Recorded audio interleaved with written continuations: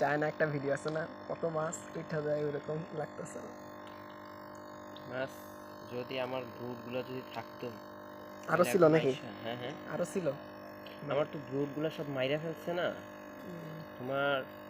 এইগুলা এই যে মাছগুলো দেখতেছো লাল কালার সাদা কালার, মানে এইখানে যতগুলা ভ্যারাইটি আছে, হ্যাঁ এইগুলা তোমার এতটুকু সাইজ ছিল, এত বড় বড়, মানে বিগ সাইজের ছিল। এক একটা মাছের প্রাইস ছিল ধরো 3 থেকে 4 হাজার টাকা পার পিস।